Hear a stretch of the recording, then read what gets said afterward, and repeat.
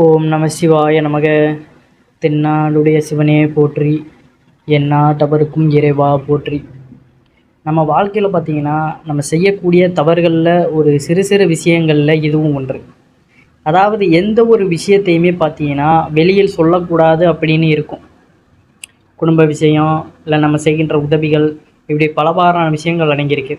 ஆனால் இதெல்லாம் பார்த்திங்கன்னா நம்ம பெருமைக்குன்னு வெளியே கூறும் பொழுது இதனால் பல பிரச்சனைகள் வரும்.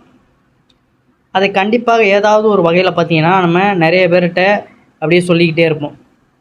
இதனால் நமக்கு வர வேண்டிய பலன்களும் பார்த்திங்கன்னா வராமல் போயிடும். அப்படியான விஷயங்கள் அது என்ன, இதெல்லாம் எதற்கு நம்ம மற்றவர்களிடம் கூறக்கூடாது அப்படிங்கிறது தான் நம்ம இந்த பதிவில் தெரிந்து கொள்ள போகிறோம். பொதுவாக பார்த்திங்கன்னா வலது கை கொடுப்பது இடது கைக்கு தெரியக்கூடாது என்று கூறுவார்கள்.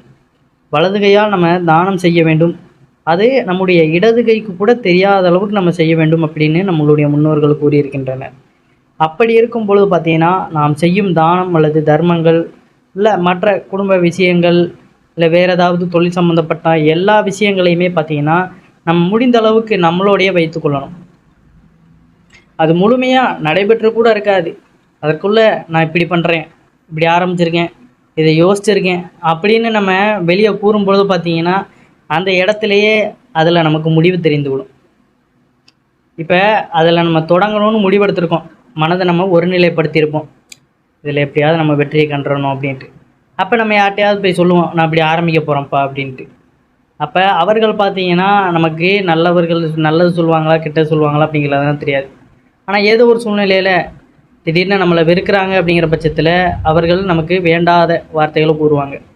நீ போய் இதை பண்ணுறியா, இது எப்படி உனக்கு இது செட் ஆகும், இதை பண்ணாத, இப்படி ஆயிரும் அப்படி ஆயிரும்னு பார்த்திங்கன்னா தேவையில்லாத கருத்துக்களை தெரிவிக்கும் பொழுது நம்மளுடைய மனநிலை என்ன ஆயிரும், நம்ம செய்யணும்னு தோணியிருப்பதே நமக்கு அந்த இடத்துலையே நம்மளுடைய மனநிலை அப்படியே மாறிவிடும்.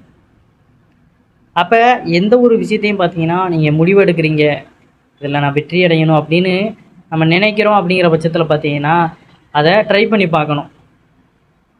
நாமளாக முயற்சி செய்யும் பொழுது பார்த்திங்கன்னா நம்மளுக்கே தெரியும் அதில் எப்படி எப்படி நம்ம கடந்து போகணும் அப்படின்னு. ஒரு சில டிப்ஸ் வேணால் நம்ம கேட்டுக்கலாம்.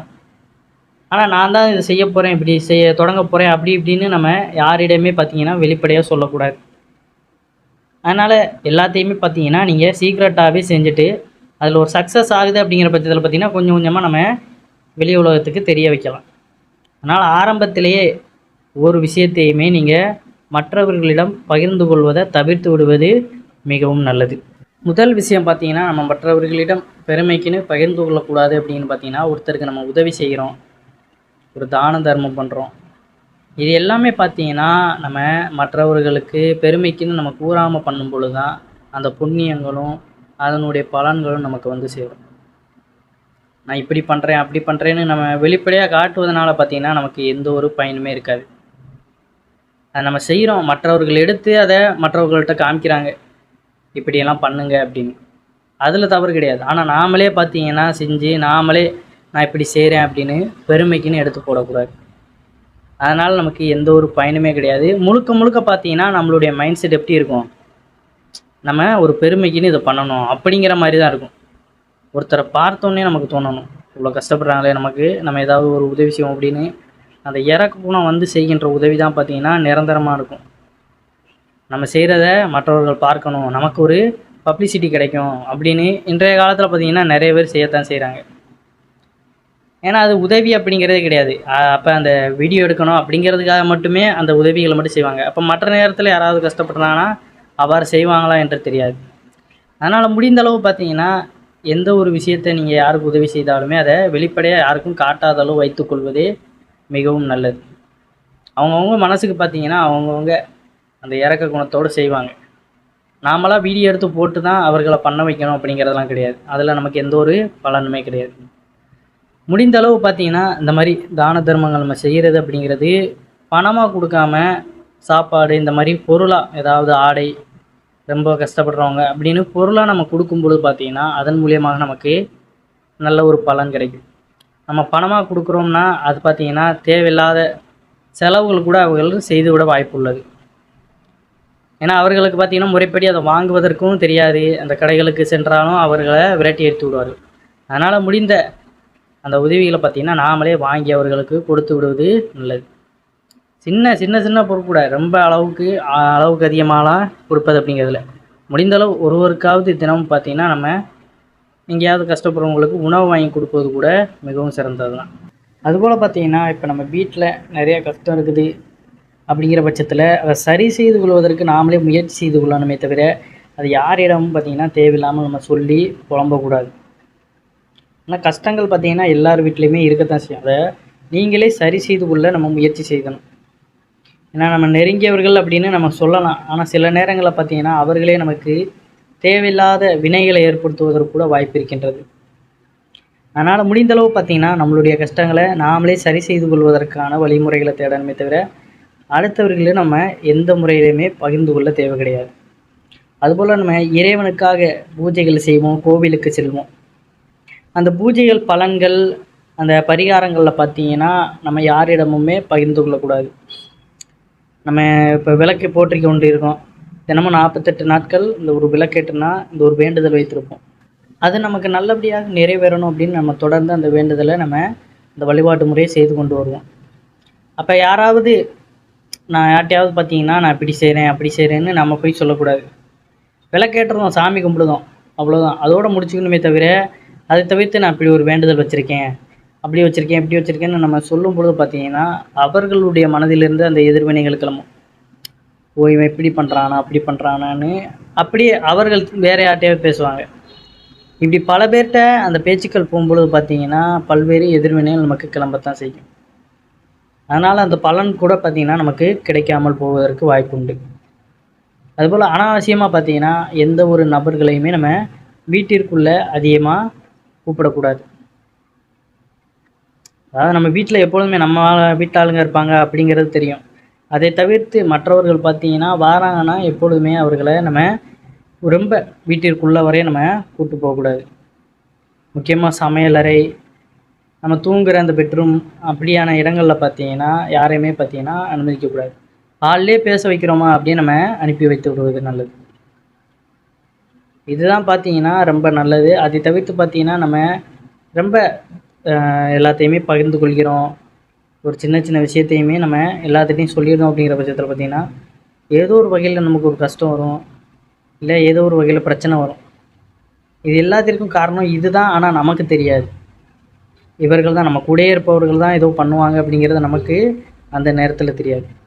அதனால் முடிந்த அளவுக்கு பார்த்திங்கன்னா கொஞ்சம் நம்ம எச்சரிக்கையாக இருந்து கொள்வது மிகவும் நல்லது. அதுபோல் நம் உடல்நிலை சம்பந்தப்பட்ட விஷயங்களையுமே நம்ம மற்றவர்களிடம் கூறும் பொழுது எதிர்மறை ஆற்றல்கள் உருவாகும் என்று கருத்துள்ளது. அதனால் உடல்நிலை பற்றிய ரகசியங்களையுமே யாரிடமும் கூற வேண்டாம்.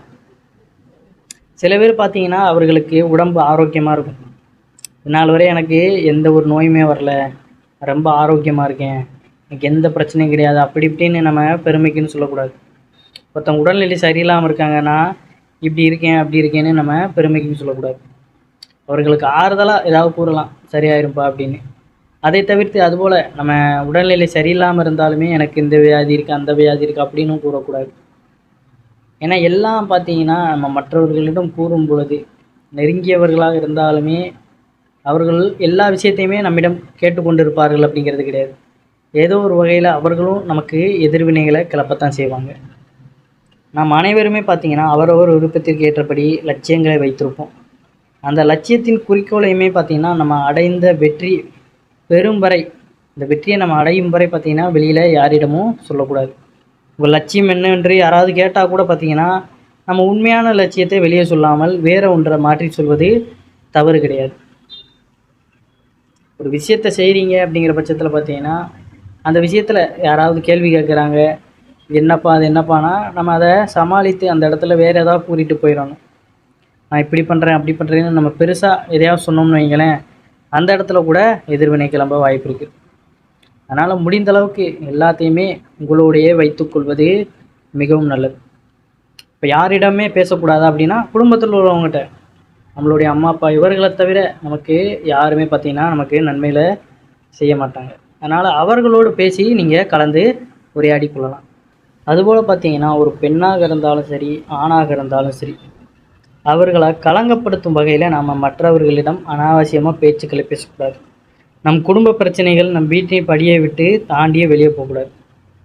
இப்போ ஒருத்தங்க கேரக்டர் இப்படி இருக்குது, அப்படி இருக்குதுன்னா பார்த்தீங்கன்னா அது அவங்களோடத நம்ம மற்றவர்களிடம் இவங்க இப்படி இருக்காங்க, இந்த பொண்ணு இப்படி இருக்குது, இந்த பையன் இப்படி இருக்கான் அப்படின்னு சில பேர் பார்த்தீங்கன்னா இப்படி மற்றவர்களை அவதூறாக பேசுவது உண்டு. ஏன்னா என்னன்னே தெரியாது, சும்மா வெளித்தோற்றத்தை வச்சு பார்த்து கூட இப்படி சொல்வது உண்டு. அதனால் இந்த பேச்சுக்களையுமே தவிர்த்து விடுவது மிகவும் நல்லது. இதனால் பார்த்தீங்கன்னா அவர்களுக்கும் பாதிப்பு ஏற்படும், நமக்கும் பாதிப்பு.